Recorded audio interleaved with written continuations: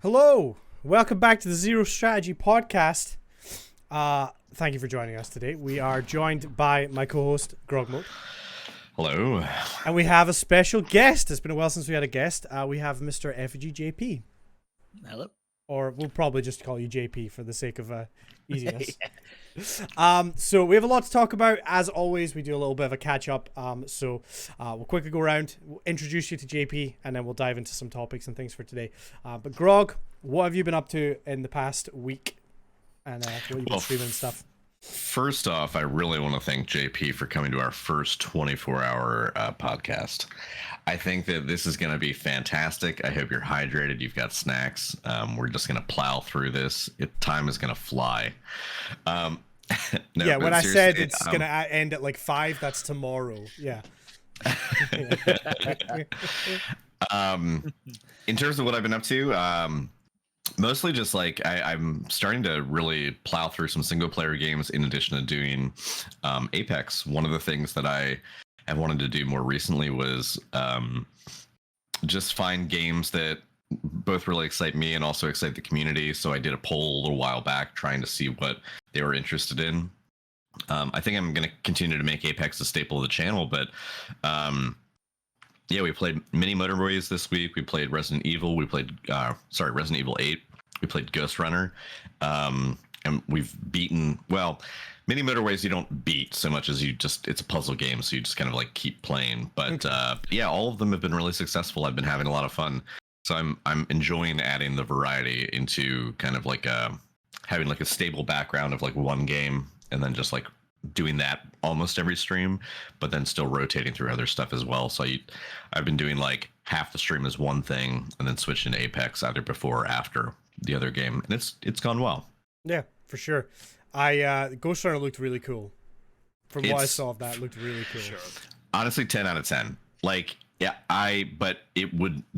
it's a game that I could not recommend to everybody, but if you like first person games and you enjoy games with movement, and it definitely has a high skill ceiling. So somebody in chat said it looked like the Dark Souls of parkour games, which is not wrong, because I will say one thing that I appreciate about it, than say the frustration I felt when I did the last boss in Jedi Fallen Order, is even though Ghost Runner is one of the hardest games that I've ever played,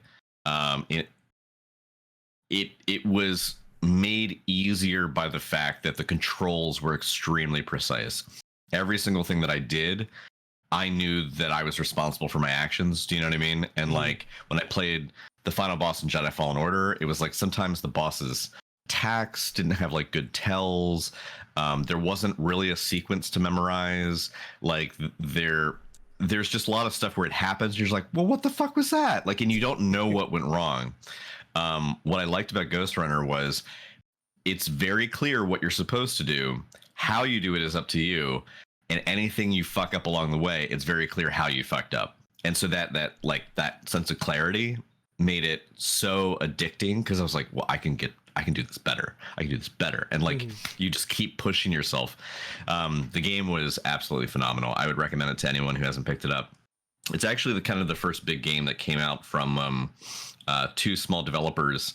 515 was the publisher, but One More Level was one half of the dev team, and then I think Sledge Iron Games was the other half of the dev team.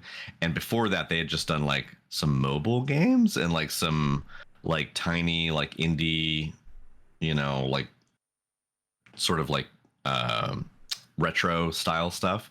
So this is like a massive departure, I think, for both of them, and it apparently the game's getting a sequel, so that's exciting. Nice. But can't wait to play it. Connie, how about you? What have you been up to for the last, I don't know, day or so? Yeah, well, I've been playing a ton of New World, which is the MMO coming from Amazon Games. It's in beta until tomorrow, and the full game launches on the 31st of August, end of this month. So I'm already sad that I have to wait the rest of this month to dive back in, and the 20 to 30 hours I've put in is all getting wiped. So I have to start from scratch on the 31st of August. But I honestly can't wait to start from scratch and just do it all again. That game has been, it just, as somebody that loved MMOs back in the day and has never really found one that's clicked with him, you know, I know everyone talks about Final Fantasy 14 and how great it is and all this, and that's fine. It just doesn't click to me. It doesn't look like my kind of thing. This really feels like my sort of thing. It's very Valheim, but with an MMO element and with these massive PvP battles. I went to war today and got shot in the face by a cannonball. Like, it is so fun. And yeah, I'm going to be very sad when that beta ends tomorrow. But I just literally finished a 24-hour stream as well. Would not recommend. Don't do it. I'm running on pure Monster Energy at the minute. But no, it was good. It was good. It was one of those things that I wanted to tick off the old bucket list, do a 24-hour stream. I saw Grog do it, and I was like inspired because I was like, you know what? I'm going to try it too. He's 10 years older than me. If he can do it, I certainly can. Listen, there was multiple times where I thought, the thought kept coming across my head being like, I'm an adult. I don't have to be here. I could just go to bed. You could stop the pain at any time. Yeah, I'm like, listen, who am I letting down? I just said I'm going to do 24 hours. If I go, 18's enough, what's really going to happen? But no, I stuck it out because I would have been disappointed in myself if I went to bed. It was tough, though. As the first person that, well, as me for the first time doing a 24-hour, I did struggle. And I think your advice to me, Grog, was like sort of the last 5 hours are kind of good. But right when I was at like maybe 17 or 18 hours deep, I was like, I've got so much left to go. I don't know how I'm going to get through this. That's the hard part. Like, I think the tipping point is if you can make it through like the 17 to 19 hour mark. Because when you get to like 4-ish hours left, you're like, well, I got 4 hours left. I can do that. That's like 2 films. Like, you know, like you start thinking about like how it works. It was really funny though, for anyone who wasn't in Connie's chat, anyone who's here now who wasn't in Connie's chat during his 24-hour stream, it was really funny because to see his confidence early on, he's like, I feel good. I got this. It's like, you know, we're 6 hours in. We've got like 18 to go or something like that. And I was like, dude, if you took the amount of time that you've been sitting in the chair now and doubled it, you'd still only be at the halfway mark. Like, yeah. I know you're really excited. However, you said that to me and it sunk in hard. And I was like, oh, man. It was, and the only reason why I thought to drive that home was because, you know, you had done so much work, you know, for your living, walking around all day long. Now that you've gone full time, you know, like typically you do like 4-hour streams and you had been in the chair, I think like 6 hours. You're like, oh, my butt's starting to, I don't know. I feel like I need to get up and move around. My butt's starting to get stiff. I got past that stage weirdly where my butt began to just not hurt anymore. So I'm like, okay, that's good. Yeah, you got to get your. So Connie would often talk about, you know, you have to get your posty legs where after like a certain amount of days or weeks, like you get your posty legs and then you can just walk forever. You get your streamer butt and eventually you'll just be able to sit for, you know, 6 to 8 to 10 plus hours on end and you're fine. I know which one I'd rather have, the streamer cheeks all day. That's what I'd have. Why not both? Yeah, well, I suppose that's true. It's my only advice to anyone that's thinking about doing 24 that's never done it is like, please, for the love of God, plan what you're doing, because I thought I had a plan, but my plan only lasted like 8 hours, and then I was kind of just floating. I know, Grog, I mean, correct me if I'm wrong, you were on No Man's Sky for the entire 24 hours, right? Yeah, start to finish, I was just in No Man's Sky. Which is great. It's a big exploring game, crafting. There's so much to do. It's chill. Perfect game for it. What was good about it's maybe a little too chill because there was periods of time where like there's just this nice sort of beautiful ambient EDM music and I'm flying through space and I'm looking at a dark screen. I would definitely like start drifting off and then I'd like fly through an asteroid, you know, and the controller would vibrate in my hands, like, you know, but also that kind of made for some funny content.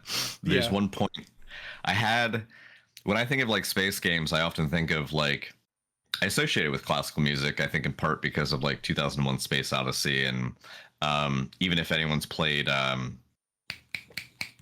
Elite Dangerous, like whenever you go into a space station, it has this orchestral music that is meant to be a nod to 2001. And so like I found like a playlist of classical music that was like, I don't know, 15 hours long. None of it was within copyright domain, like everything had been sourced. And I just like set that to shuffle, and it was great. I enjoyed hearing some like nice classical music while I played. I figured it would be something different for people who usually stop by a stream, because it's like usually it's like Yeah. like, and it was cool, but there was one part where I fell asleep, and I don't remember the name of the piece, but it's a very famous piece, because like like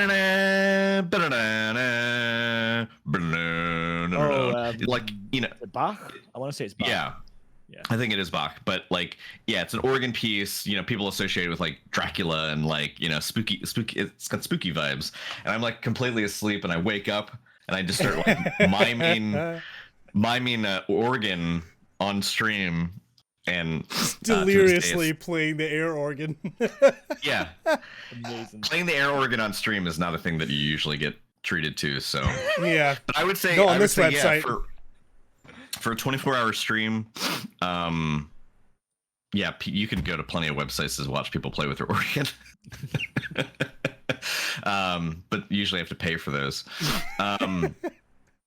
Yeah, for a 24-hour stream, I'd just say like it's tough, because like you got to think about like I would say put all your intensive games at the start. Like you did something crazy, Condi, where you were playing first-person competitive battle royale at like, I don't know, 3 a.m. your time. That's the crazy part. Okay, I started out the stream with a video I did before. So I don't know what you did after that. Yeah, right. So I started out the stream with what I did before, which is I have 2 truths and a lie. People come in from the chat into Discord. They tell me 2 truths and 1 lie, and I have to guess which is right. And if I get it wrong, I had to do a forfeit. So I had all my forfeits typed into marbles on stream. And whenever I got one wrong, I would run the marbles, and whichever marble won, I would do the forfeit. So my wife thought that was brilliant, by the way. Thank you. I realized later that I've added so many steps. Actually trying to edit this into a coherent YouTube video is going to be a nightmare, because there's so many sections to this. But we'll figure it out. But I have to do a TikTok challenge. For anyone curious, it's called the Bus It Challenge. I believe I'm just twerking. I have to dye my hair purple. Okay. I'm going to dye my hair purple.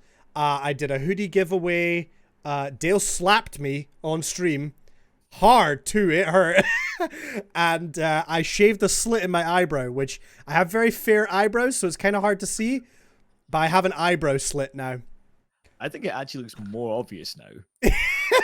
I think it kind of just looks like a scar or something. Yeah, when you first said I had to shave my eyebrow, I was looking at it like, where? And it wasn't until you zoomed in, I was like, oh yeah, there's half an eyebrow missing. Whereas now it does look like you have a proper scar. Yeah, dude, it's the thing is my eyebrows are so fair. I was trying to do it on the webcam, and my webcam is not high enough resolution. I couldn't see. I had to go to a mirror and do it because I couldn't see.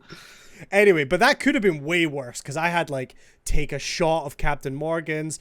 I had a bottle of like a little mini bottle of champagne in my fridge. I had hot sauce. There were so many things I could have got that would have fucked me up for the rest of the stream, and I managed to avoid it. The worst I got was a slight concussion from my wife slapping me across the face. But that was the start of the stream, and then we royally broke Sea of Thieves. We broke it. Gave up on that, and then I played Apex for like 13 hours straight, which was ridiculous. But it's done with a very short Jump King interlude. Yes, I decided at the 19-hour mark, you know what, let's play Jump King, which is a game designed to aggravate you and piss you off. And I lasted. JP says I give him 4 hours before he rage quits this, and it was literally like 4 minutes. And I was like, I'm done. I'm not doing this anymore. But yeah, so that was fun. It's an experience. I can tick that off the bucket list. I do not expect to see any more 24-hour streams in the future, but hey, I've done it now. I can say I've done it. So JP, getting to you. For anybody who doesn't know you, can you tell us a little bit about you, what you do on Twitch, and just kind of what your channel's all about. So, well, I'm JP. Effigyjp is my channel, if you will. I was kind of a bit of everything, but I've kind of turned into a music streamer as Yeah. of late. It seems to be the way things have gone. Started out on Twitch years ago. When I was a Final Fantasy speedrunner. I discovered about speedrunning Final Fantasy games. Like Final Fantasy 9 was always my like favorite of the series. And I found out there was like a time sensitive challenge in that game. So I was like, let's just do that thing. And then I realized, oh wait, people actually like do this not competitively, but like you know what I mean. There's a community Like for it. there's a community that actually grind out faster and faster and faster times. So I was like, this is cool. I can get behind this. And that was like years ago. And then essentially I kind of stopped streaming. Like it was like once every 6 months or something like that. I'd occasionally jump on for a stream. And just recently I've got back into it, doing streams where games and things like that. And more recently, I've realized, you know, I can bring a lot of the music that I do in real life, in non-internet land, and bring that in here. Especially with like the COVID lockdown and stuff like that. All of a sudden, we didn't have our kind of common social hangouts and stuff like that. We weren't playing gigs anymore. I wasn't even going to band practice kind of thing. I was literally just in the house, not doing anything. I was like, well, let's keep up to speed on my guitar. Let's continue to entertain as if we were playing a gig, I guess. And it's kind of grown arms and legs from there because my initial music streams were rough.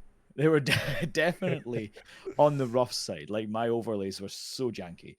But yeah, I would say for anyone stopping by your stream now, it's very polished. If you go to his stream, you can interact with his cameras. You can you can use channel points if you like want to zoom in on his fretboard. Like you can change the lights as he's playing. Like it's actually really cool because in a sense, it's almost like being at a gig, and being in the crowd and trying to push your way through the crowd to get a better vantage point. Like you can quite literally change your POV to his performance, and I think that's really cool. Yeah, it's something I've just been digging into recently. Like, since I discovered I could do so much more than I was doing on stream, it's been just a never-ending kind of what's the next thing I can do, and just adding something new. Almost every time I go live, there'll be a new channel points thing, or there'll be a new song in the set, or there'll be something fiddled with, because I can't just leave things be.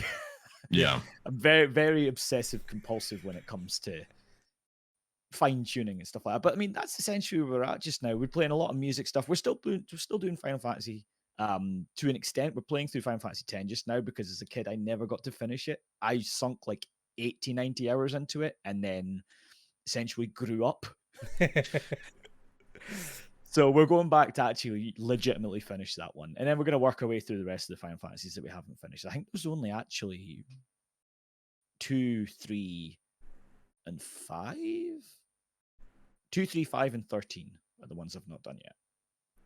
Very good. Out of the 15 we currently have access to. So I have a couple questions.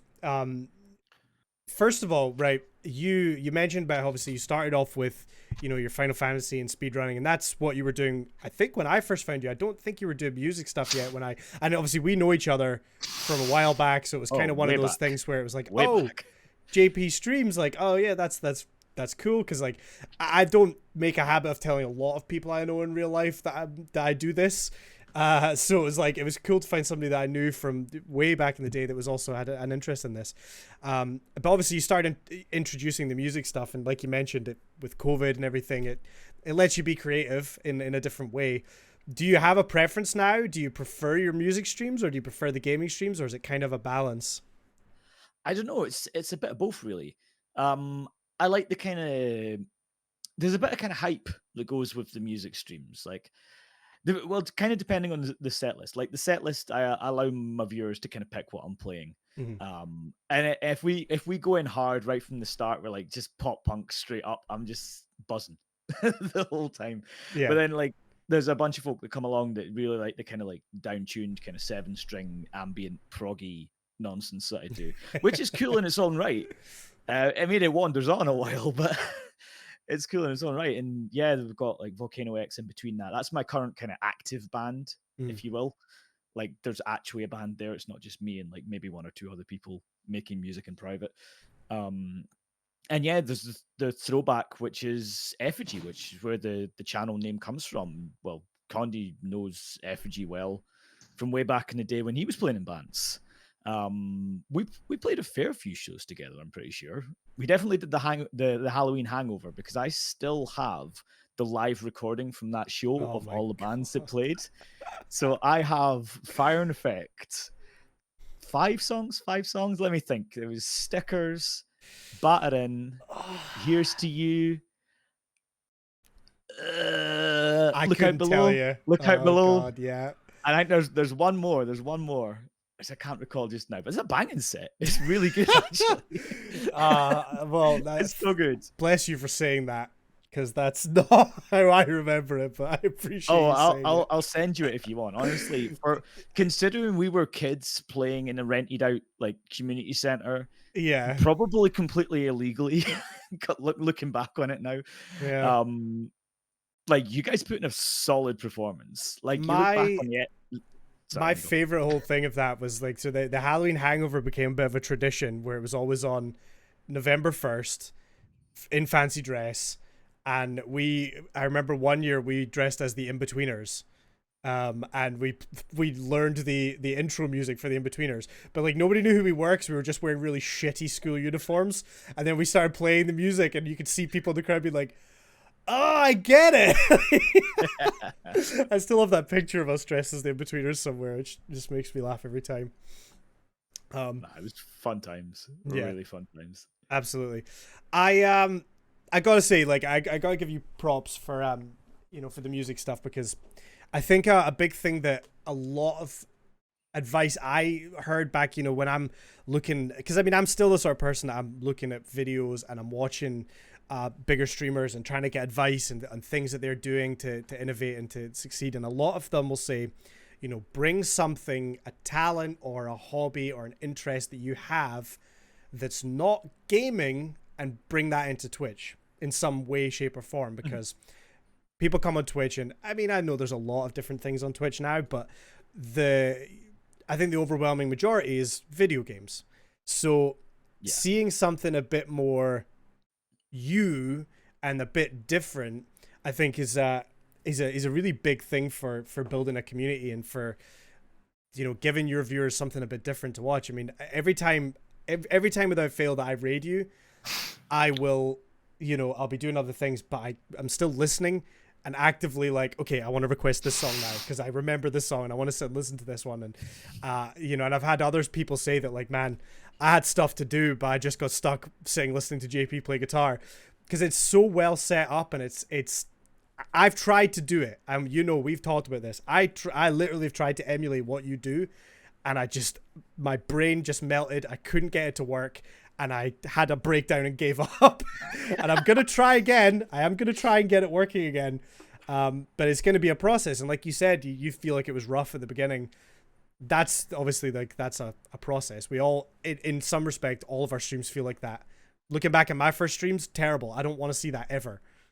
I don't know if Grog would agree the same way, but I mean, yeah, there's so much that I would look back on my original streams and think about, like, oh, I did that, or like I don't know, just mistakes that I made, because it's a cumulative process, right? Like, I think that for anyone who has a passion for something, be it a hobby or if it's their main profession and the thing that drives them, if you care a lot about it, often there's a component where people want to keep improving their craft. They want to keep pushing their skill set. You don't get into carpentry and then just get satisfied when you learn how to, build a basic bookcase. You're like, all right, now the next one's going to have this extra thing, or this next one's going to do this extra thing.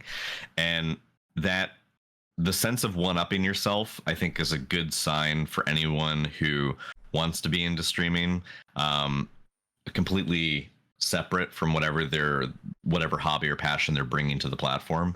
Because if you have that drive to want to just keep tinkering and keep improving, it can be it can be a negative in the sense that maybe you lose track of time, or maybe you lose track of like you spend hours upon hours trying to get this like extension working for your stream and it just doesn't, and you're just like, why the fuck did I do that? But then it can also cut the other way, which is you realize that like because of your constant fiddling, you know, your audio slightly gets better, or because of your constant fiddling, the quality of your stream background or your lighting gets better. Like, and all of these things add up over time to create a complete experience that when a person visits you for the first time, they will be wowed by it, and sometimes that can even shock you. Like I've had people who come into the channel now. I never had anyone come in to the start and be like, "Whoa, your stream's awesome." When I first started, because I was like fucking streaming over Wi-Fi from a laptop connected to my console from a couch. I know that feeling. Yeah. But like now, I've gone to other people's channels, and there was somebody the other day. I was on their website, and they got like a raid, and they played like this really cool video that went along with it. And I was like, "Oh, dude, you edited that so well. It looks really good." They were like, "Well, I got that idea from your channel." I was like, "What do you mean?" They were like, "Well, you just took your channel trailer, and when you got rated, you would like play like different segments of it so that you could kind of introduce people to like what you're about." And I was like, "Oh, yeah." Like there was this complete disconnect of like how you can. I think when you get regular viewers, people that come to your channel all the time, sometimes they don't see it, or they see it, you know, and they're informed about it because you're excited to tell them. But I think it's when you get that new viewer and all the time and all the dedication that you put in and all the tinkering and all that stuff pays off, because people notice all the little things right off. So yeah, looking backwards, some of my old streams are just absolutely garbage in just terms of like how it was, the orientation of things, and the way that like the software was connected together. But now I'm pretty happy. But the thing is, I'm not 100% satisfied. Like I still want to tinker. Yeah. So that's the curse. There's always another bit of gear that you're looking at. There's always another upgrade. My one right now is literally reorganizing my entire office. But I have such small space to work with and such a big desk. I don't know how it's going to work, and I can see myself taking a saw to the desk to make it fit somewhere. And I know this is going to be terrible, but that's my current plan. There's always something. I've literally just gone through that same thing. Like my camera used to be over that side, and honestly, what's behind this camera here just now, you don't want to see it. Right? It's storage boxes, and it's not a pretty background. So yeah, I took like an entire day of a weekend, literally getting everything out, run the hoover around, you know, be responsible. And then like everything back in like the other way around. And it's just things like that. And you don't even think twice about doing it. You're just like, this is going to make such a minute improvement to the stream, but it is still an improvement. And you feel motivated to do it because you're invested in what you do. And I mean, it wasn't painful at all. Like at no point did I grudge doing it. And it's the same with, like Grog was saying, upgrading like little things like your audio, little things that when you streamed the last time, went, oh, that didn't quite work the way it was supposed to. You go back and you tweak it after stream or the next day or whatever, and it should never be something that you grudge doing. I think is the main thing. A lot of times, like with my current music setup and stuff like that, I've got everything broken down into the individual tracks, and it's all mixed so that my guitar like sits in the mix as if it was a full recording, but it's kind of live, I guess, because one of the tracks is being played right now. Yeah. Whereas I don't need to do that, but it's something I enjoy doing. It's a process that I enjoy getting my teeth stuck into and saying, right, how can I make this as good as I can make it? And I think that's the thing you've got to hold on to when you're doing streaming stuff. If it's something you enjoy doing, do it. Absolutely. Grab hold of it and do it. Yeah. But if it's something that's going to get on your nerves and kind of be a really onerous task and things like that, maybe you want to think about going a different way with things. Absolutely. I think that's totally true. I think with this platform in particular, there are so many people who are already bringing their passion project and sharing it with the world through this medium. And then on top of that, on top of all the people who are doing brilliant work, you know, and are innovating and coming up with channel ideas and content ideas that are completely new in an overly saturated field. There are also a ton of people who maybe fall into two other categories. They're not streaming to necessarily, you know, they're not streaming as a means to like create content or to showcase something different. Maybe they're already playing a game and they're just like, fuck it. Well, if I'm playing it, I might as well stream it. So you've got more bodies sort of entering the flow doing that. And then there's a whole other crowd that's just like out there trying to treat it like a job, in the sense that like they want to make money streaming, they want to make money doing this activity, and they're doing it. But that's maybe where their passion stops, and they will content themselves with just using pre-built overlays, and they'll just only play the top, they'll only play the most marketable games, because they think that that's where they're going to make the most headway. Often, as we've talked about on the podcast, that's just streaming into the most saturated directories on Twitch is not a way to grow.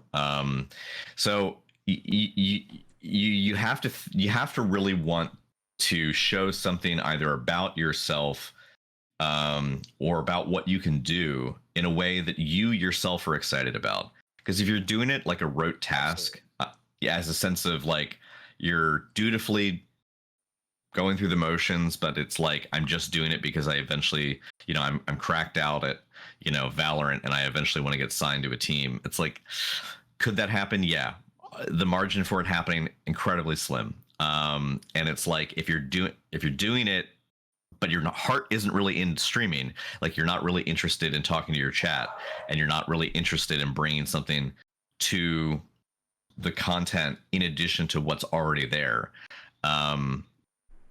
That's going to be a hard sell. So I think it's like you just really want to be bringing a part of yourself that you want to share with other people beyond this is me sitting in front of a keyboard or controller playing X game.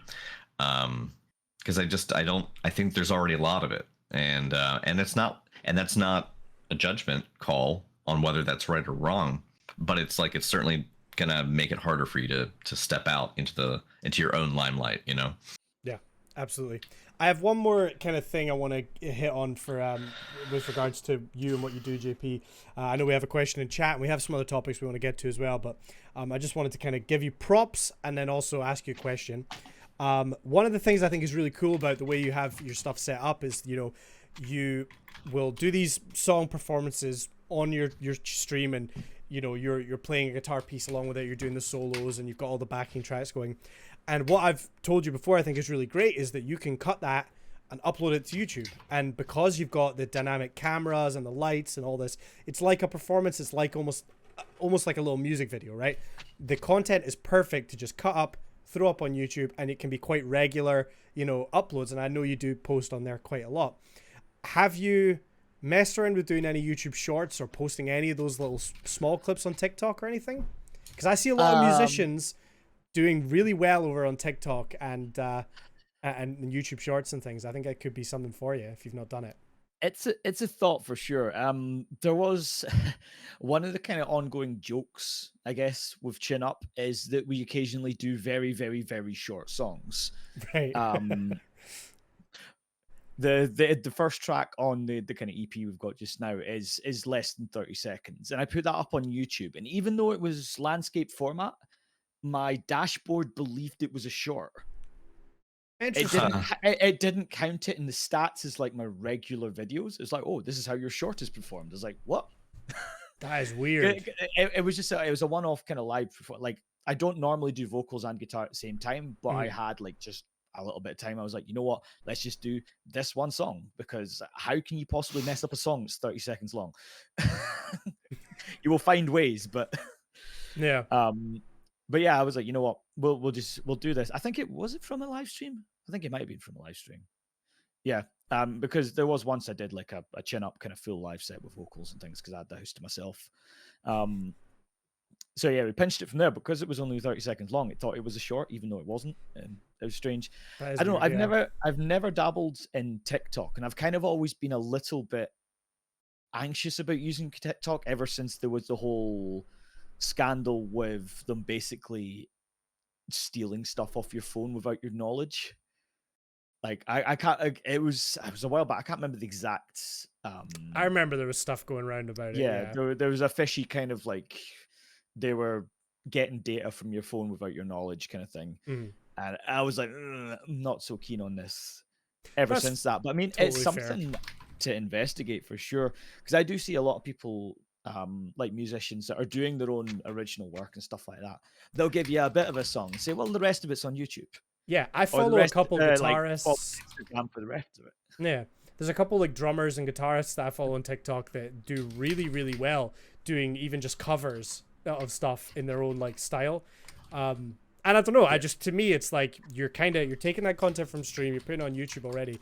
If TikTok's something that maybe you're not thrilled about, you know, maybe just take a clip, put it in vertical, and I do it as a short. I mean, shorts. I made a whole second channel for shorts. It's kind of hit and miss. Some get like 2,000 views and then the rest get 0. Like, it's very hit and miss. But I don't know, I just thought it's something that I think, because you're already doing that music stuff, you know, if you've got like a 10-20 second solo, whack it up there, might be something for you. It's a thought for sure, because there is definitely bits in performances where you're like, that little section there is immaculate. Like, everything happens just right, and then you'll go and fluff up something really silly right at the end of the song. You're like, I can't use it now. I can't use it now. There's one little list landing 1 fret too low on a power chord, and kind of, and you're like, well, I've ruined it. Yeah. It'd be nice to do that, but the problem is with your guitar sitting across you, it doesn't translate very well to vertical. Unless you put like your fingers at like your flicking hand at the one side and your fretboard at the top, and that would be really odd, I guess. Yeah, it'd be pretty weird. Yeah, I mean, it would be nice, because there's definitely things that come up, and like there's always little just nuggets during stream where you're just like, that's never happened before, or like you'll make a video where you had recently where you got muted midway through a song. Oh god. And didn't realize, and yeah, very, very funny. Yeah, that was this is one, like, there is obviously just the complete song performances. They're easy, just chop them, stick them up. And I've just, whenever there is a kind of immaculate or as near as makes no difference kind of perfect playthrough, I'm just like, cool, highlight that, off to YouTube with you.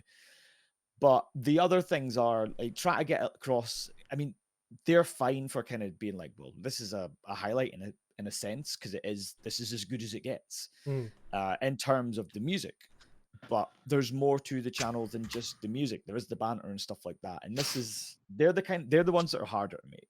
Sure. Because when you've been playing music for 3 hours, you need to remember, right, what songs was it in between where this thing happened?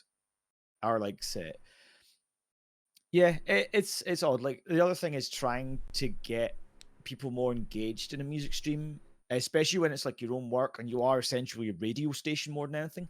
People are quite happy to go, well, I'm playing this game, but I'll stick that on in my headphones. I'll quite happily listen to that. I don't need to watch what's going on. True. I don't need to interact. So, I mean, you regularly have 8 or 9 viewers sitting there. Not a single one of them will be saying anything to you.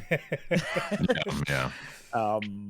But at the same time, it's nice to see that there are kind of, slowly but surely, we are getting more kind of regular people popping by. And even if they just drop in, you're just like, hey, how you doing today? Cool. Right. Chilling out. And you're like, cool. It's nice to see that people want to come back and see more. Yeah. So a big element of your channel is performative content. And every time that I've been by, you know, you're performing, you're either in the middle of a set, you know, but like, how do you ever, or have you considered expanding more in terms of just songwriting on stream, song composition? Yeah. You know, like in the process, you know, so people can just like see it. It's something we've done it a couple of times, actually.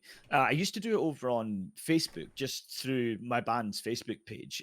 We would do this thing called the 1 hour song, where you put an hour on hour on the clock, and you say, right, we're going to try and write, record, and produce a song in an hour and see what comes out. One of our more popular live songs with Volcano X actually started out as a 1 hour song and has now grown arms and legs, and it is I don't want to say a staple in the set, but it's fairly common for us to play it. I did it a wee while ago. I had a channel points thing, your community goals or whatever Mhm. it was. I had 2 of them up because I figured, you know what, rather than setting aside a Sunday or a Saturday to speedrun Final Fantasy 9, because that's a 10, 11-hour investment to get through that game. I was like, if people don't want to watch it, then I don't want to put myself through that 10, 11 hours of kind of getting to the end and then dying at the third last boss. Because that's what the game's like, honestly. Yeah. As you could be on PB pace the whole way through, and then Death Guy says no. That must be heartbreaking. 10 hours It's deep. rotten. I can't It's imagine. rotten. I've lost 5 or 6 runs in the final disc.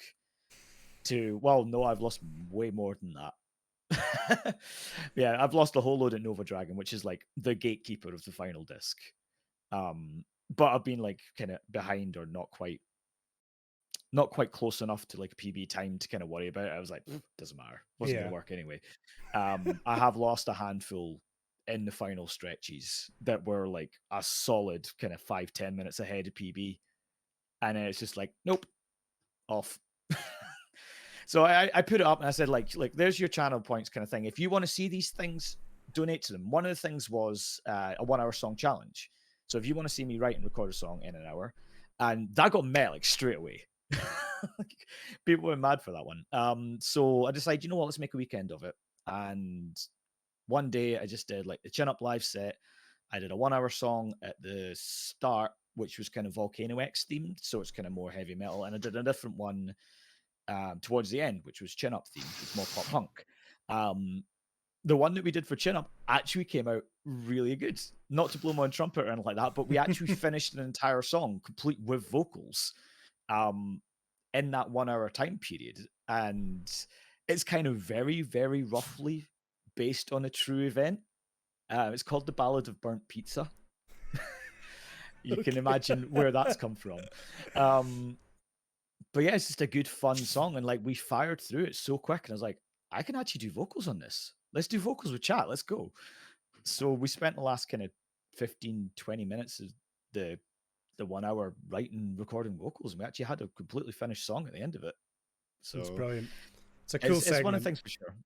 Yeah. The other thing I've been doing as well is Condi, you'll be pleased to hear that all of the old Effigy stuff, myself and Travis are re-recording it at the moment. I heard you saying that, yeah. And I have done a couple of streams just tracking guitars, essentially. Like if I'm not quite feeling the energy, or if it's like a day that I don't normally stream, people aren't expecting me to come out and give a performance, I'm like, you know what?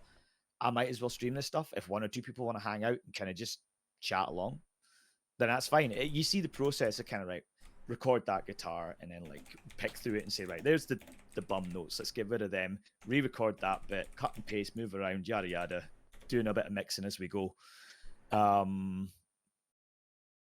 So yeah, that's been good. I mean, we get a lot less in terms of kind of viewers and stuff for that, but I mean, there's folk that want to hang out and go, I remember this song.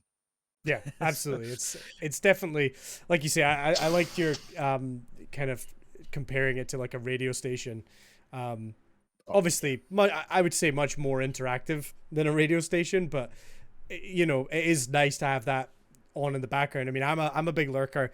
I like to have streams up on the other monitor while I'm doing other things or while I'm gaming or working, and I just listen to stuff. So I can totally understand that, particularly from a music point of view, where that is. But yeah, I mean, honestly, I think what you're doing is really cool. It's not something you see a lot of. There's one other person that I know comes to mind that does a lot of music stuff, and he's a drummer, and he will just drum, you know, either his own band's music or he takes some requests. DMCA has been kind of a hot topic with him, I know, because when they all first came out, his whole kind of content was shot because he did covers.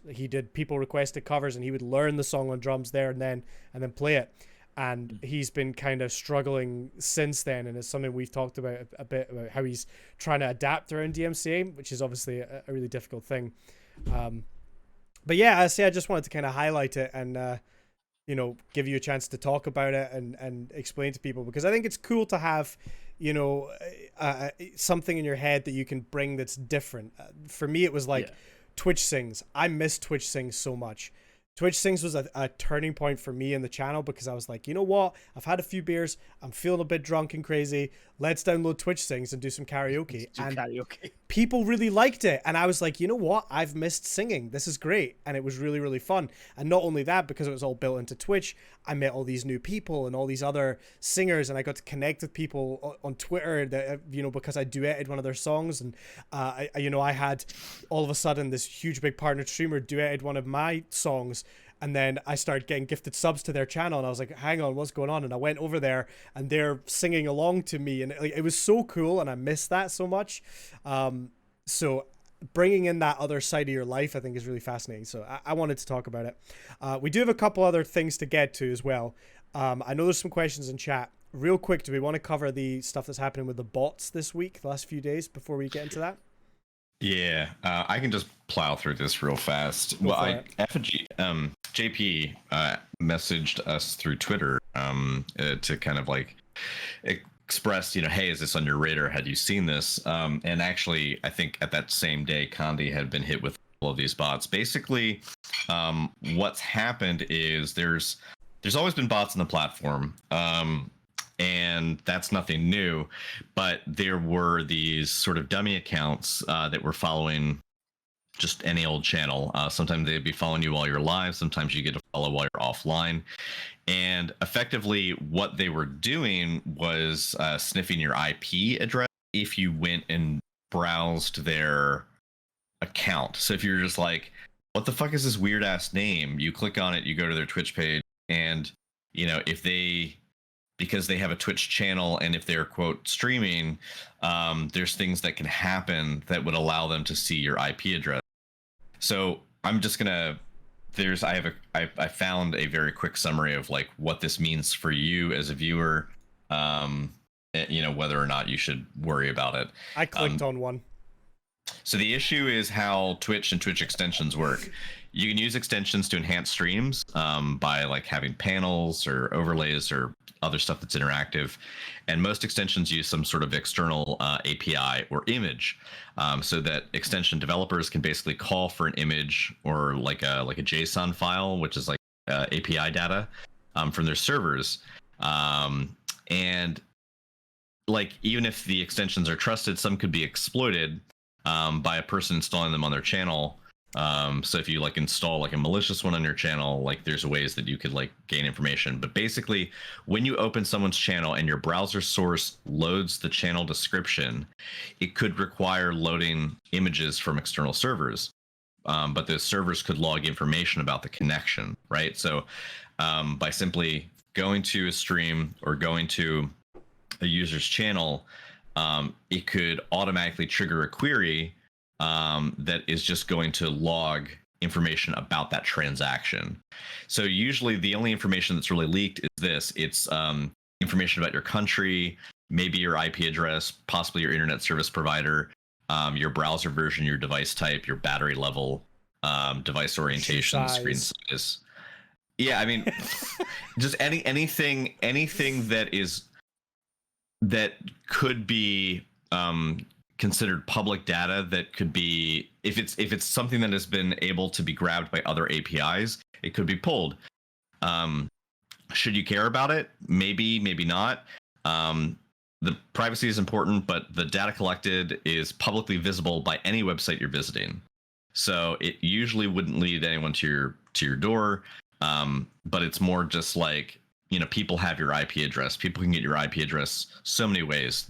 Doesn't mean they're going to hack their way into your computer.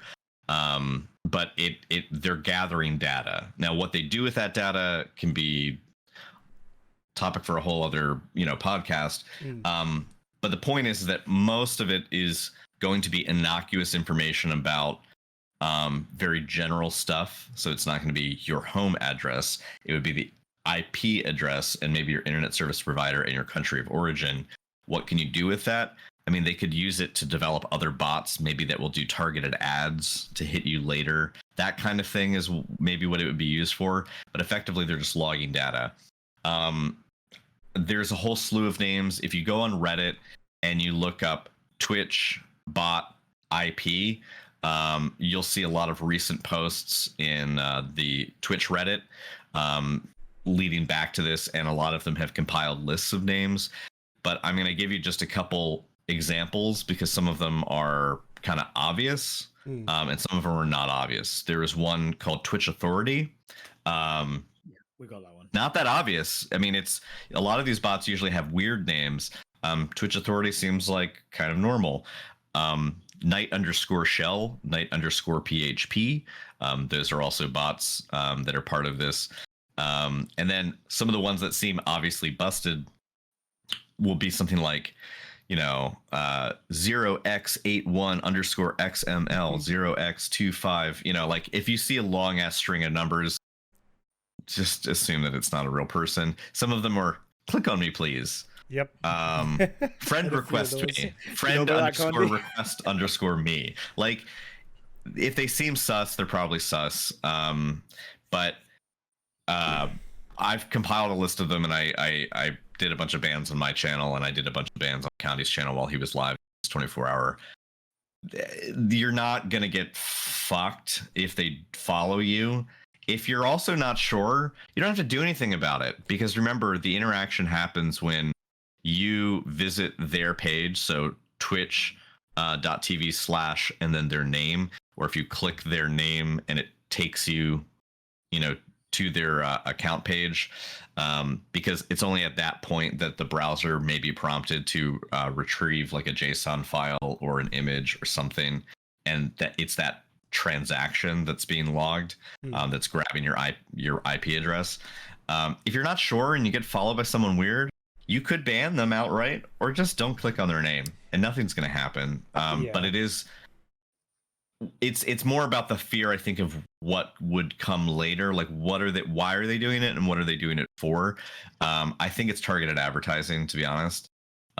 It's a big operation. It's all over the site. I mean, oh yeah. So I first noticed it in your channel, Grog, when you got followed by a long string of numbers. Yeah. And then I went on the next day, and I could see overnight there'd been Twitch Authority and a couple long string of numbers had followed. But what I will say is Twitch is pretty quick, because they were banned by the time I clicked on them to see what was going on. Yeah. I had a couple where it was like, okay, I turned on my PC. Oh, 4 hours ago I got a new follow. Click on it. It's already banned. I did get the click on me, please. And I was like, okay, let's play out. Let's see what happens.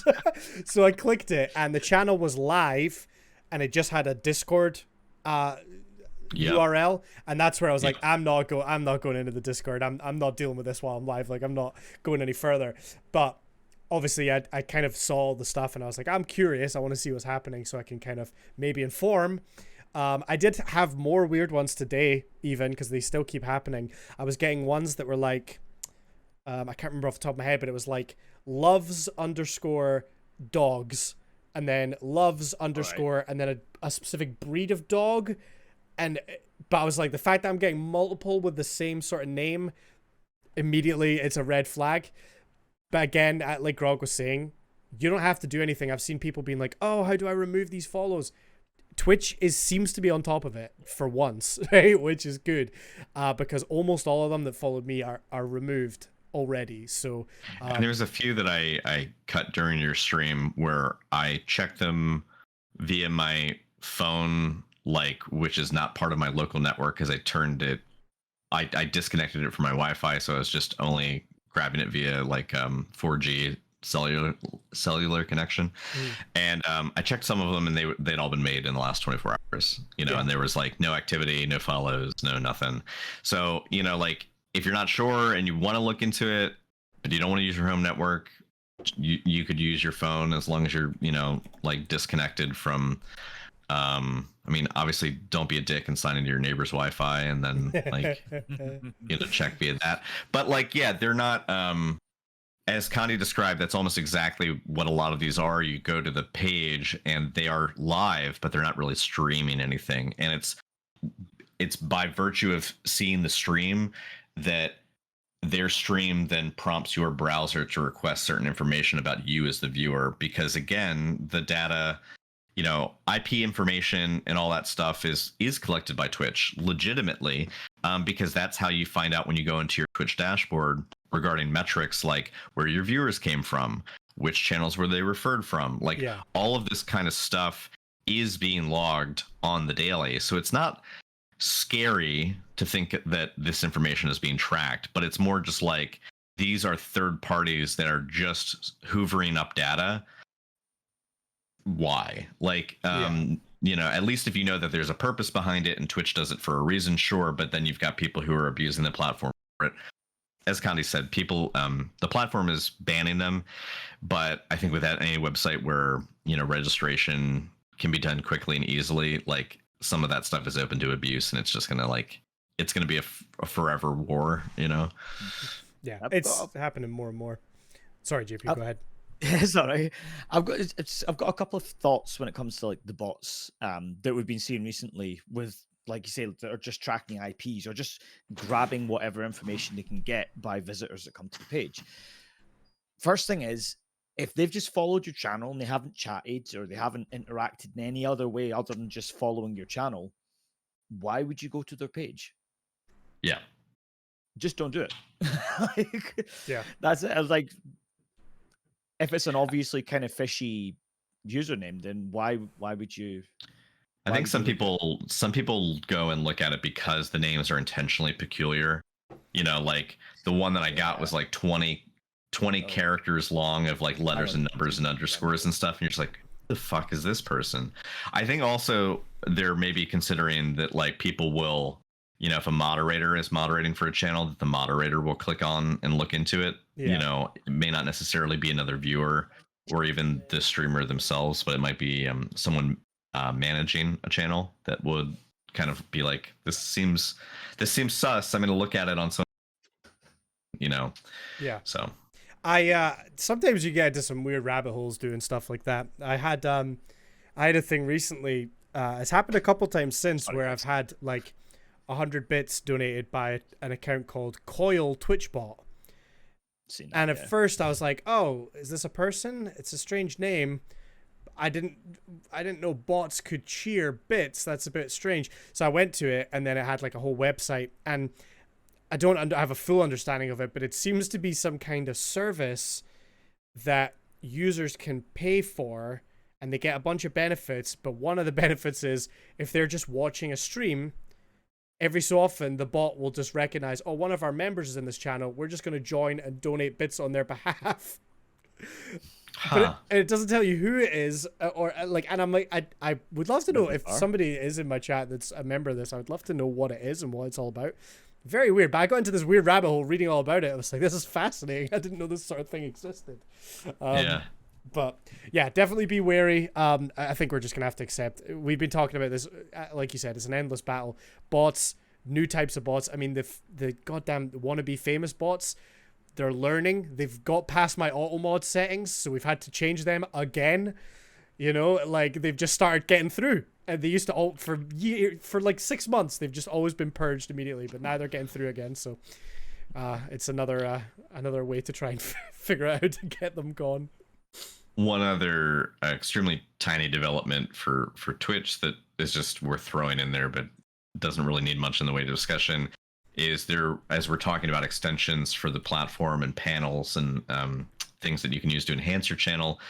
Twitch actually, as of I think July 31st, they retired Amazon Blacksmith. So there's no longer integration between Amazon and the Blacksmith extension, which for people who didn't know what it was, effectively it was an extension you could add to your page that would allow the streamer to showcase items that they use as part of their setup, computer monitor, lights, camera, etc. And they could list them all there. They could list their gear. If JP, for example, he has a mixer that he really likes, or like a cloud booster or cloud lifter or something, like he could list all that stuff. If it was purchasable on Amazon, you could list it in the extension. And if you set up a Amazon Sales Associate account, which is free, basically you could get a cut, like a referral for if someone's on your channel, they see the blacksmith extension, they're like, oh, he mentioned in his stream that he uses this preamp. I'm going to pick that up because he's provided the link for me. If you click it, you could go and purchase it through Amazon. Your checkout functions exactly the same as if you browsed it privately, through Amazon's website. But basically, they get like a referral, like very, very, very, very tiny. Like, Small it's percentage. almost nothing, and it doesn't cost the buyer anything extra. It's just like they get a small cut as the referral. They've since retired that extension. There's not a lot of fanfare as to why. Maybe it wasn't useful. Maybe it wasn't really having an impact. Maybe they just didn't feel like developing and supporting for it anymore, so they got rid of it. But in any event, Amazon Blacksmith as an extension has been taken away. So for anyone who had that on your page, just to kind of list your peripherals and your specs for like what you're using, because some people did that, you might want to just like add a new panel saying, here's my gear. Because sometimes people get questions about that. They say, hey, what kind of guitars do you use? Or, what kind of microphones are you using? And I feel like that's a common thing for a lot of streamers. So if you relied on that to say, hey, go look at my panels, it'll tell you everything you need to know, you might need to replace it. That's interesting. I actually did have an Amazon Blacksmith thing set up. I don't think I ever once talked about it, but I did not read the emails, evidently, because I did not know that was gone. Yeah, I saw that one come up. I'd forgotten it was a thing, to be honest with you. Yeah. I knew there used to be a way to link like products that you used to Amazon. You got a wee cut for it, but I'd completely forgotten it was a thing until they said, "Oh yeah, we're not using this anymore." I was like, "Oh, well, there's that opportunity gone." I missed the memo on that one. So from now on, if someone asks, I say, "Here's the thing: go to Amazon, but you have to donate me a percentage." You've got to cheer first. Go to checkout, and when you're at checkout, calculate what 10% of your total sale is, translate that into bits, and then come back and then donate bits. That's how we do it. Gotcha. Yeah. Cool. Well, listen, I know we had a couple questions in chat. Do we want to hit the first question was from Aiden a while back, and kind of talk that out to end the show today? Sure. Yeah. Yeah. Do you want me to read it and we'll go through it? Yeah. Yeah. All right. Perfect. So the question from Aiden. So we mentioned earlier on in the stream about how, well, I was saying when JP and I kind of met on Twitch, we knew each other, but I don't think we connected that we both had an interest in Twitch. So Aiden's question was, you mentioned you don't tell people that you do this. Now that you're full-time, do you think that's going to change? Same question to everyone else. Do you tell people that you stream? Why or why not? So I kind of wanted to get your guys' thoughts on that. Like, is that something that you tell? I mean, obviously, maybe immediate family are going to know that kind of thing, but is that something that you're open with to your friends and family with? So I left. I have a funny answer. I retired as a librarian. I worked in a hospital as a technician for about 9 years before I started a new career as a librarian. I did that for about 9 years, and I don't do that anymore. And when I retired from doing that and started doing streaming full time, I didn't actually tell my parents that I had quit the library job for about 6 months. And then they were like, how's the library? I'm like, I'm not there anymore. And then they were like, what do you do? And I'm like, content creation for the internet. I don't know. I bullshit. Here's the thing. My parents are old. Like, I mean, I know everyone likes to joke that I'm old, but I'm not even 40 yet. I'll be 38 this year. But like, even for someone my age, my parents are old. Like, my mom's in her 70s and my dad's in his early 80s. Like, they had me late, right? And so explaining to them what I do, especially I also have like a kind of a weird, not healthy relationship with my parents, is just like not worth the effort. Because to try to even get them to understand A, what the platform is, B, why people would be interested, that in of itself is already enough work. Just to explain, hey, let me tell you about Twitch today. Not that I work there or that I have anything to do with it, but let me just tell you about it. Like, that would be hard. So then to try and explain how I fit into that is even harder. At one point, my mom, I have a bachelor's of fine art. My undergrad was in art and multimedia design, which ironically I think actually fits perfectly with what I do for Twitch now, to be honest, because in terms of designing my overlays and all that stuff. However, when I went to grad school and paid for it myself, mind you, put myself through grad school for library science and got a master's in library science, my mom's first question was, "Well, was your art degree worth it?" And I'm just like, you know, Savage. this is, yeah. So in terms of like how upfront am I with my family about it, I'm very vague and I give like a lot of like vague cryptic response. I kind of spin it like I freelance. Like it, I mean, I think in their mind's eye, I do like freelance video editing or something, but like I'm not going out of my way to clarify for them. Lauren, my wife, is in chat saying it was more than 6 months. It was more like a year later. It's probably true. But yeah, I think it's like for people who aren't, my personal take, some people aren't going to be accepting of it or are going to be judgmental. Or in the case of my parents, they'll be that and they won't get it. Like they just won't understand the point because there's no cultural touchstone for them. Generationally, there's just too big a gap. I don't go through the effort to honestly really try and make sense of it or explain in detail. But I would say I've been very upfront with it with a lot of people that I'm, you know, friends with that are in my age bracket, people who are in their, you know, 30s and down or 40s and down. Like, you know, because I say I stream full time and people are like interested. They're like, "Oh, what's that?" Like, or they know what it is, but they don't know about Twitch as a platform. And so then it's exciting to tell the ins and outs of what it means and why it's interesting. I think you're always going to have people who are like, you know, who would pay to watch people play video games? Is like, you know, blah blah blah. And of course, the counter reaction is like, well, you know, you watch a lot of people watch sports, and you're not playing the sport. You do enjoy watching it, though. You know, like, I think that it can be a sticky situation to explain for me based on how accepting is the person going to be of the information. If they're not even going to be interested, if I can just tell they don't care and it's a cursory question, I'll just say, yeah, you know, I make live content on demand for people to watch, you know, in a streaming format. And usually that's enough to satisfy those people who don't really care that deeply. Yeah. It's the people I think I worry about judgment from or like diminishing it as like being like it is a less than erstwhile hobby that you like shouldn't be pursuant of because like you're an adult now, like isn't that below you? That kind of snooty kind of take on it. That's where I tend to just like bullshit my way through it and just make it seem like I just don't care to have the conversation. I've got 3 magic words. This is what I'm going to tell people. This is what I do tell people. Online male entertainer. Yes. No further explanation needed. Yeah, I bet they ask no questions either. It's like, yeah. Right. JP, what's your thoughts on it?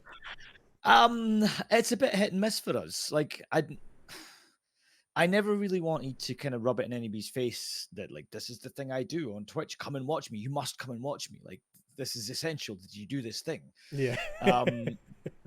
I was never like a massive advertiser of my own stuff. I was very much a kind of passive advertiser, if you will.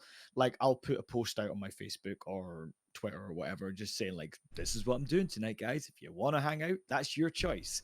And a lot of people just go, I don't know what that is. Ignore. And I'm like, you know what? If people don't know what it is, that's not your audience. Like, right. I do have friends that are of my kind of age, mid-30s, shall we say. So not old enough to be completely out of the loop, but not young enough to just know what Twitch is by default. Mm-hmm. They know like video game streaming exists. They know that's a thing, but they don't know the platforms. They don't know the way around things or like that. I do have some friends that have come along recently and kind of dipped their toes in it and said like, hey, like, don't really use Twitch, so I don't know what's going on, but I'm here. And you're like, oh, okay, cool, awesome, thank you for dropping by. And it's great, but at the same time, like, you'll be sitting playing a song or something like that, and you'll get like the wee comments going, so how does this work? How do I do this thing?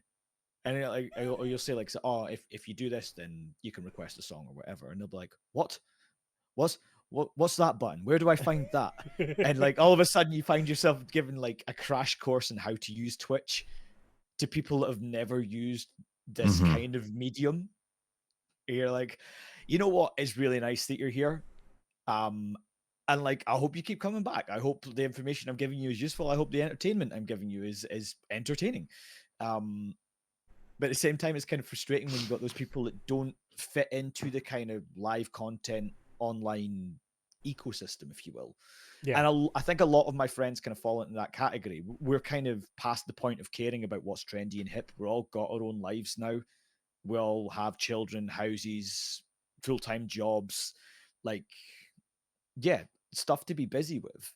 So I don't make a big point of kind of being like, I'm live tonight, you better come and see me. Like that's not my deal.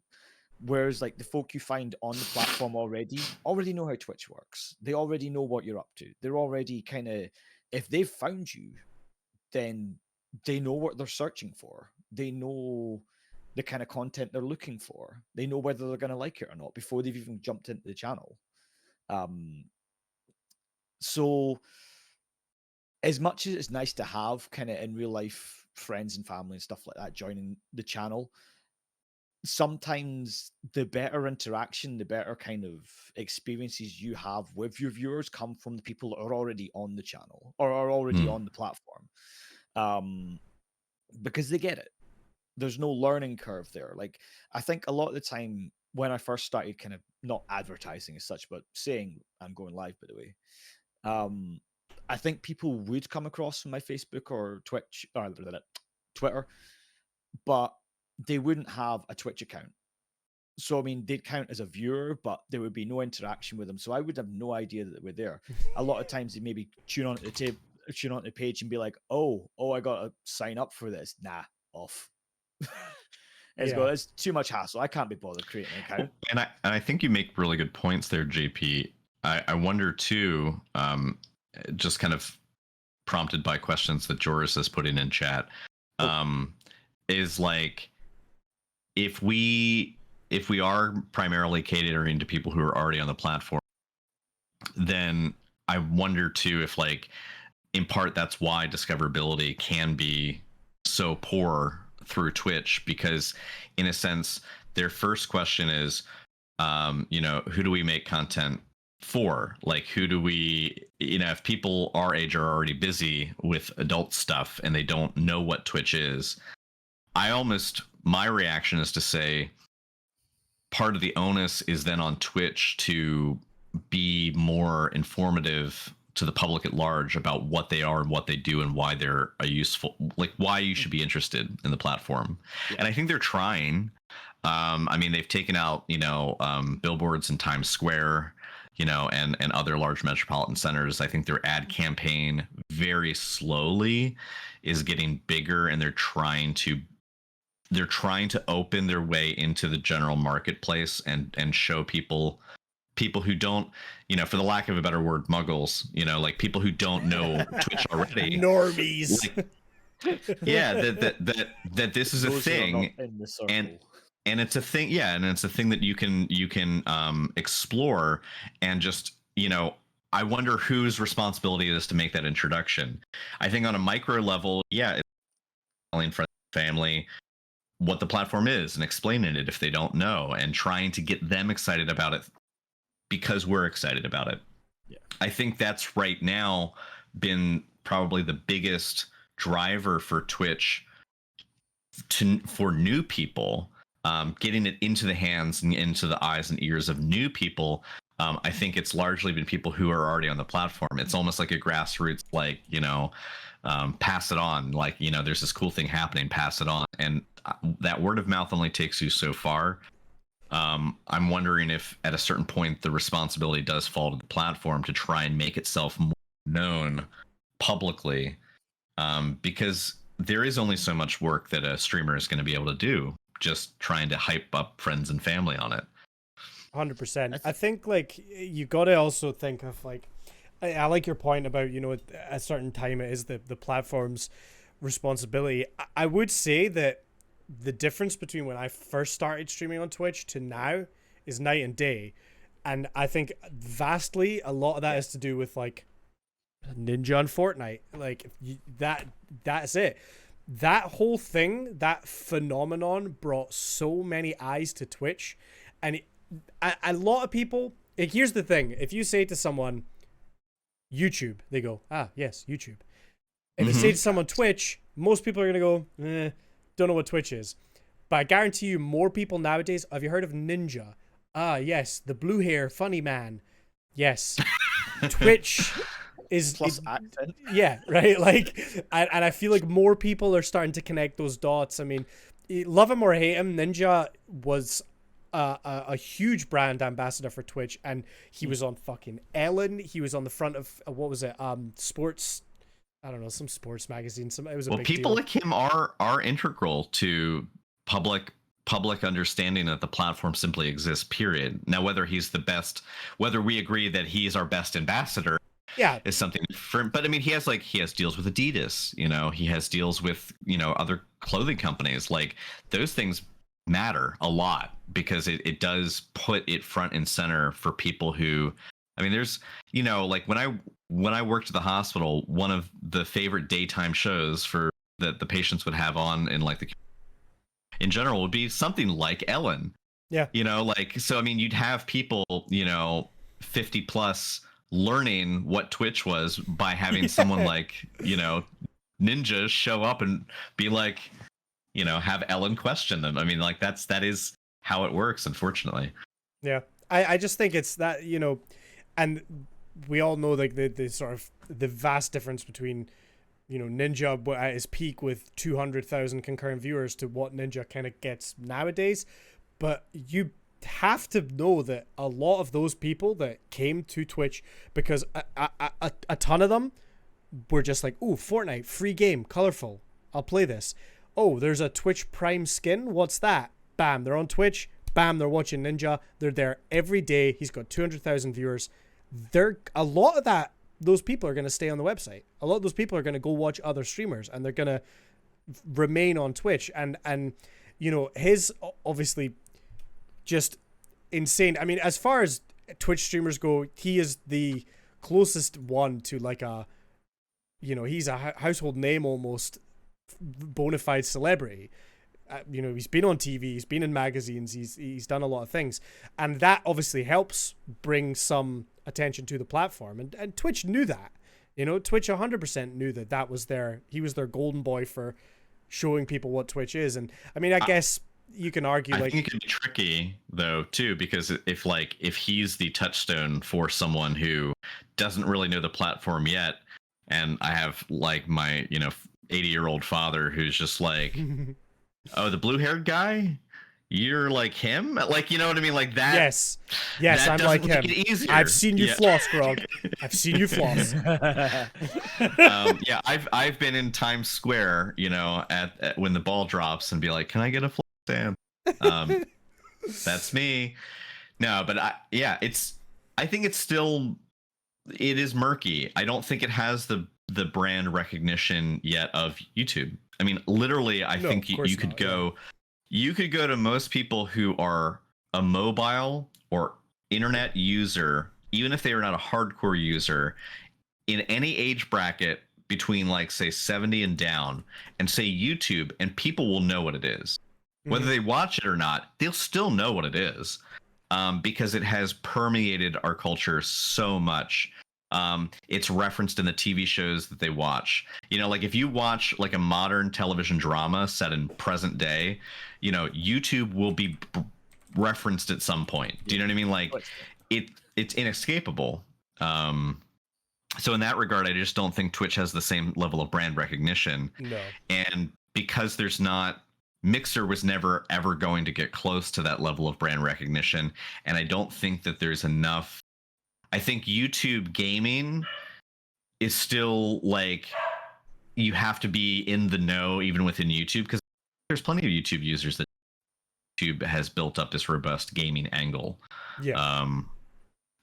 I think JP was right. People know that streaming exists, but that's kind of where it ends. Do you know what I mean? Like, they know that it's a thing.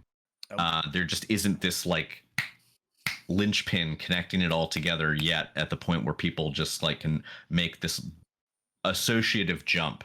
If I say, Xerox machine, people think of a photocopier, but Xerox is the company. If I say Kleenex, but Kleenex is the company. Like YouTube is live, or YouTube is asynchronous video on demand. You could say Vimeo. Vimeo is huge, but if I say fucking Vimeo to my mom, that is. People don't know what that is. Yeah. I don't know what that is. Yeah. Are we Oh, come on. Really? Is that some kind of knockoff YouTube? Vimeo? You don't know what Vimeo is? Is it like a Vimto? It's essentially YouTube, but there's, I think, well, certainly their selling point back in the days, it was a much higher quality YouTube. Yeah. I don't know what the situation is nowadays. I know certainly like people like filmmakers and stuff like that used to showcase their stuff on Vimeo rather than YouTube. Right. Here's a good example. Vimeo is to ArtStation as YouTube is to DeviantArt. Does that make sense? Do you even know what ArtStation is? God, he's still lost. Okay. Nope. I love it when Grog explains something to me by making a more complicated reference that I don't also understand. Grog, and I love this about you, but you always overestimate my knowledge. You overestimate. You think, here's something you'll know. Are you telling me that my first mistake was believing in you? Yes. Yeah, okay. So, yeah. I mean, as GP, they're like at one point, Vimeo was the outlet for more quote unquote, and as somebody said in chat, professional content. As Joris said in chat, professional content. So if you had an animated short, or you had a short film, or you had a documentary, like you'd put it up on that because you could have HD quality, better fidelity. You know, there's more options. That kind of stuff now is like the quality of what you can do for uploads for YouTube has gotten much better. That line is blurred. ArtStation is basically like a personal and concept art platform. It's like DeviantArt, but it's like basically the equivalent of LinkedIn, but for visual artists, as a means to showcase a portfolio of work. So often when you see like behind the scenes leaks of like super high definition artwork for like, say, a game like Destiny, and you see like a close-up render of like a weapon skin or like the concept art for a background, a lot of that you can find on ArtStation. DeviantArt, not to diminish the art that's on there, because some of it is mind-blowing, and some users use both. So for example, you'll have people who are on ArtStation and DeviantArt, but you also have like weirdly drawn big anime titty girls on DeviantArt where you're probably not finding that on ArtStation. Okay, thank you for explaining. Yeah, your comparison to LinkedIn, that's what I'd kind of say. YouTube is Facebook, Vimeo is LinkedIn, essentially. Yeah, it's more like an online portfolio of a video artist rather than like, here's a funny video with some cats in it. Yeah, absolutely. Well, just to give my brief answer to like the whole do you tell people you stream thing, I have and I haven't. I think I'm really bad. Like I still have a Facebook account, but I really don't ever look at it. Its main purpose at this point is to remind me whose birthdays are coming up, and just to keep me right on that. I went through a little experimental phase of like posting my going live links on Facebook, and one or two people would click on it, and sometimes people would say to me like, "Oh, I was watching your stream last night." I'm like, "Oh, I did. What was your username?" And they're like, "Oh, I couldn't figure out how to type anything. I was just there." And I'm like, "Well, that's really nice, and I appreciate you doing that." But, yeah, like that's very nice. But after a while, I just kind of was like, you know what? That's fine. Like that's a separate part of my life, and I'll go on. And I was never really a big like Twitter user before getting onto Twitch, so it's not really so much of a personal Twitter account as it is like all relating to the stream and everything like that. But what I will say is over time, more and more people that I did know back in the day have started to show up, and like yourself, JP, people that I know that also have an interest in Twitch, and we just sort of bump into each other, and it's like, oh, this is another thing you do as well. And it's like in my head, I'm like, you're not the kind of, I mean, I was a nerd, right? I've always been into like video games and this kind of stuff, and some people I'm like, I'd never really made that connection with you before, but it's fucking awesome that you're streaming on here now as well. And like, there's more and more people kind of showing up day after day that have an interest in this, whether it's just because they're really into a game and they want to watch, you know, a community, or they want people to play with. I mean, a bunch of my IRL friends from school and stuff are now members of the community that play games with all of us and get to, you know, be involved in all that. And that's so cool because it's people I've known since I was a kid that are now getting to game with, like yourself, Grog, and all the other people that we play with. And it's this really nice, beautiful blend of friends from two completely different worlds, but we can all just kind of connect through video games. But it's never been a big one for me to try and get people to come over. I know my mom has watched my stream before. The thought of that gives me chills, and I don't want that happening, because I think I would be disowned. But the big thing, I guess, is like the issue I had when I was at work was I would have to say like, oh, hey, I can't work this time, you know, or I can't do a double shift today. Why? Oh, well, because I do this other thing. What other thing? It's like video production and then you get you're to supposed to this say what you said before, Connie. online male entertainer. Yeah, I know. Yeah. Online male entertainer. No questions asked. That gets you out of the situation. Yeah, right. There was I don't want to know about that.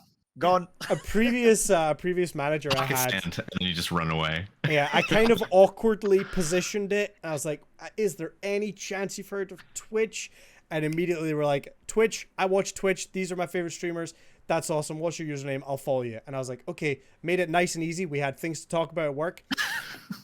And he still comes by my streams sometimes and, That's awesome. you know, hangs out. And that's really cool. That was my fucking manager at work.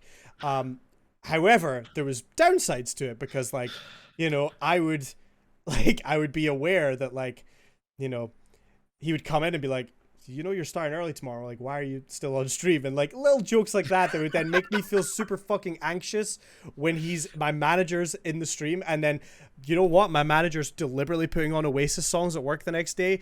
Or he's like, oh, you having trouble reaching that thing off the top shelf? Better make sure I don't tell your chat about that. And like, so then when he left and I got a new manager, I just said, podcast. I do a podcast. And that's it. It never had. And I just, as far as he's concerned, I'm now a full-time podcaster, which is superb. For sure, It work was is easier. never mixed buzz. Yeah, exactly. Yeah, I definitely don't want my parents coming into my stream. Not that they would even understand how to do that. But if they did, last thing I need. I mean, like, I talk smack about them on stream. I'm just like, yeah, I really kind of like, you know, I had like abandonment issues as a kid, and like my childhood was kind of fucked up, and like, you know, I don't need. The last thing I need is for them. You never told us about this, and yes, I fucking did. You know, like, I don't need the drama that fucking comes with that. So, yeah, I just it's like I completely separated the as my wife commented in chat earlier, like, she did something where she went over and visited her parents. Her parents are actually very like cool and supportive and interested in what I'm doing. I think they kind of get it, but they're still fuzzy. Their starting place is one of genuine support and interest, which is what I think really counts the most. Even though they still are maybe a little fuzzy on what's the point of Twitch, they do make a concerted effort to like want to know more. And she went over to their house one day to help them do something, and she took a laptop with them, and she put the podcast on, and she was like, this is what he does, you know, like, this is an example of, like, you know, and I actually didn't know that. Hopefully she picked an episode where Humps wasn't there. I mean, we're probably going, hi, and they're like, so this is what he does for a living, huh? My like, wife. My wife. Yeah. Humps, I don't know. I'm kidding, Humps. I love you. You know. Sorry.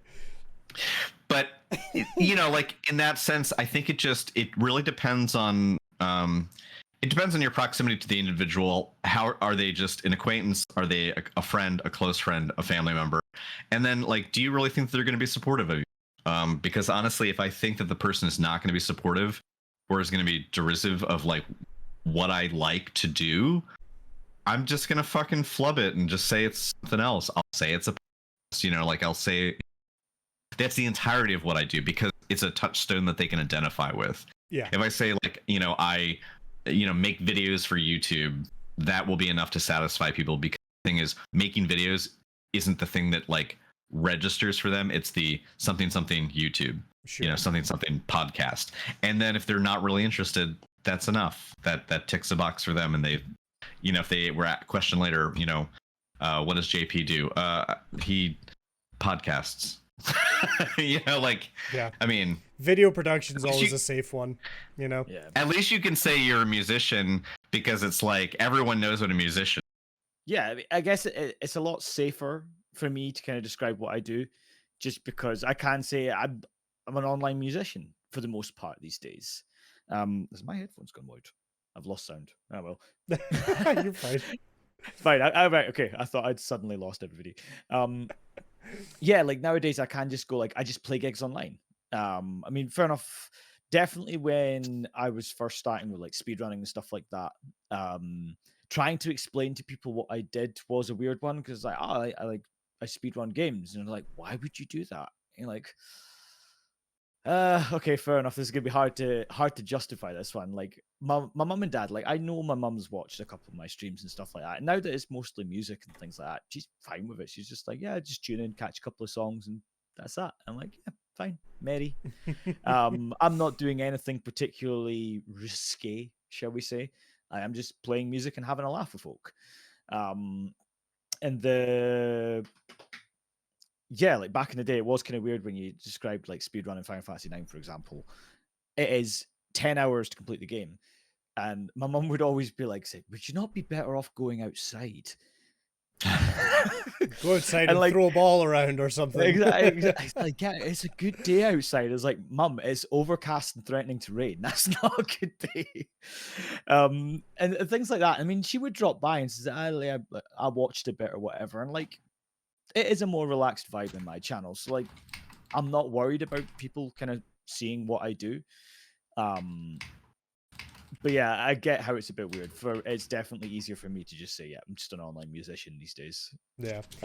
Live streaming stuff. It's tough because I've always kind of subscribed to the if you aren't proud of what you're doing, like if you wouldn't like I've heard creators say, if you're not willing to sit down with your friends and family and say, this is my content, this is what I do, then there's an element to like you're not as proud of it, or you think it could be better or whatever. And you should be, if you're doing the best you can, you should be proud of it and want to show it to people.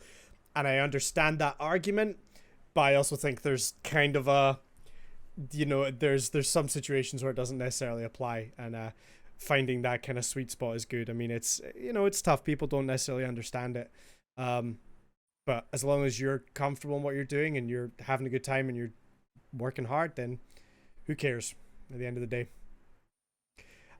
Anyway, I think we have rambled long enough, and I don't know, I think it could go another we could, but hours. I have not slept since well, technically now we're on hour 27 of my stream, so I would like to sleep. But yeah, thank you very much for hopping on with us, JP. It's been a pleasure to have you come on and chat with us. And honestly, we were short-handed this week, so having an extra person in here to come and tell us some stories and stuff has definitely been nice and appreciated.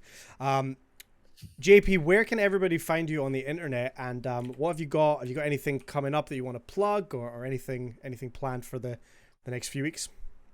On Tinterwebs, you may find me here on Twitch. I stream Mondays, Wednesdays, and Saturdays normally. We normally kick off with 2 hours of playing some songs, just jamming through stuff, and then switch to games later on if we're feeling like it. If the session's good, then we just play music the whole night. Otherwise, I do have a Twitter. You can find me there. Again, it's just Effigyjp. There's a YouTube channel where a lot of my streaming stuff ends up. Also, some more in real life stuff with skateboarding and behind the scenes with gigs and things like that. Yeah, I don't think I've got anything major going on just now.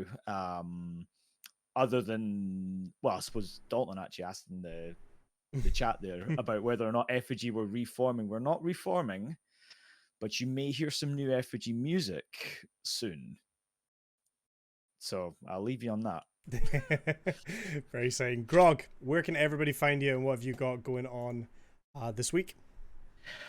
Folks can find me on Twitch at twitch.tv/grogmode. I stream 5 days a week. Monday through Thursday, it's just me. And on Saturdays, I do a co-stream with my wife.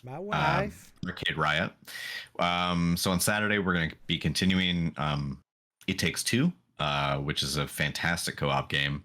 And then Monday through Thursday this week, well, Tuesday is the new season of Apex is the launch. So Tuesday I'm going to be playing Apex for sure. Wednesday I'm going to be playing some Apex with Condi at some point. And then throughout the week, I've just finished Resident Evil 8 the beginning of last week, finished Ghost Runner.